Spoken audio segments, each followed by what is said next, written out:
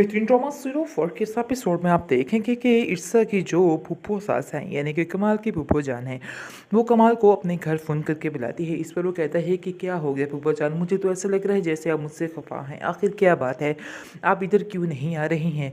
आगे से वो कहती है तुम मेरे घर आओ तो मैं तुम्हें सारी बात बताती हूँ।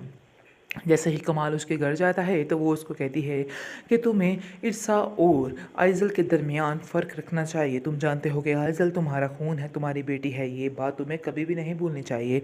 आगे से वो कहता है कि आपको किसने कहा कि मैं ये बात भूल गया हूँ, मुझे पता है और आइज़ल से ज़्यादा प्यारा मुझे कोई भी नहीं है। इस चीज़ का आइज़ल को भी खूब अंदाज़ा है, लेकिन मैं इरसा को भी पीछे नहीं छोड़ सकता हूँ, ये बात आपको भी समझनी चाहिए। लेकिन ये बात आइज़ल नहीं समझ पा रही है, तरह तरह से उसको ज़लील करवाने की कोशिश कर रही थी। आप क्या समझते हैं कि मैं बच्चा हूँ, मुझे कुछ समझ नहीं आ रहा।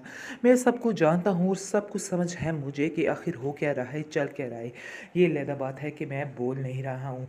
बेहतर यही होगा कि आप भी आइज़ल को समझाने की कोशिश कीजिए और उसके कई केस पेश थे उसे भी, और उसे भी इस घर का फ़र्द समझे, लेकिन वो ये काम नहीं कर रही है। वो उसको इस घर का फ़र्द नहीं समझ रही है, जिसकी वजह से घर में काफ़ी ज़्यादा इख्तलाफात बढ़ रहे हैं। आप नहीं जानती हैं, बल्कि मैं तो कहता हूँ कि आप भी कुछ दिन आकर हमारे घर रुक जाइए, ताकि आपको भी सारे चीज़ें नज़र आएँ और आप आइज़ल को अच्छे तरीके से समझा सकें।